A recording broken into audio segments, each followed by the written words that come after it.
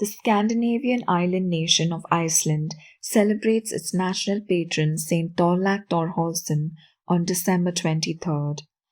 Although Iceland's National Assembly declared him a saint in 1198, only 5 years after his death, this unofficial canonization did not become an official part of the Church's liturgical calendar until Pope John Paul II confirmed him as the country's patron in January 1984.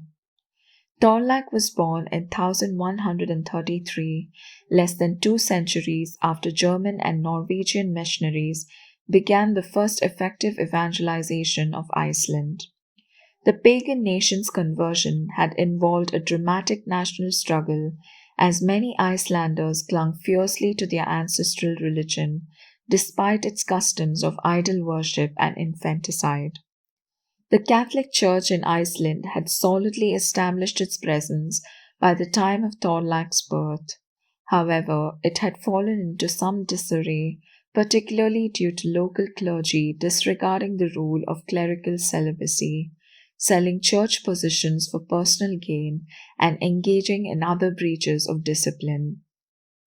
Thorlak's parents, barely able to earn a living as farmers, took note of their son's talents and made sure he received extensive religious instruction from a local priest.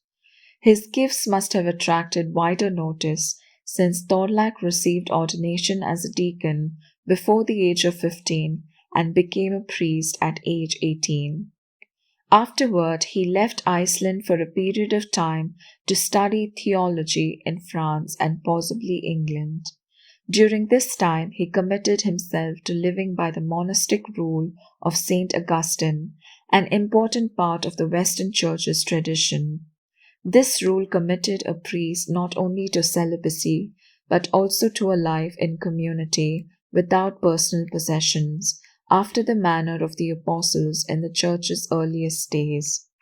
Inspired by this vision of radical discipleship, he held fast to the discipline of clerical celibacy even after returning to Iceland and being pressured to marry a wealthy widow. Instead, he ended up founding a monastery according to the Augustinian rule, which became renowned as a place of prayer and study.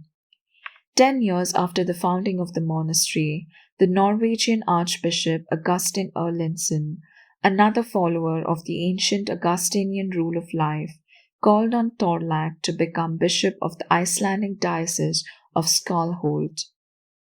Although he was deeply attached to his monastic way of life, Thorlak recognized the pressing need for reform and guidance among the clergy.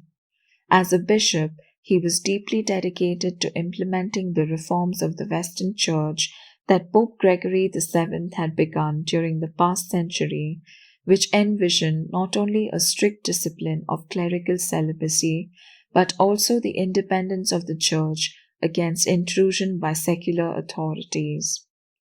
Thorlak also sought to improve public morality and dared to confront even the most popular and powerful chieftain in Iceland, who was said to have had an extramarital affair with the bishop's own sister.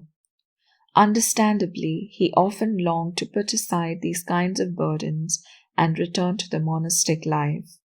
Before he could do so, he died on December 23rd, 1193. Saint Thorlak was undoubtedly Iceland's most popular native saint during the country's Catholic period. Over 50 churches were dedicated to his memory before Iceland became officially Lutheran during the 16th century. Today, Saint Thorlak's former diocese of Skarholt is a part of the diocese which is only established in its present form in 1968. Although the Catholic Church no longer has a larger presence in Iceland, celebration of Saint Thorlak's feast has persisted as a widespread national custom.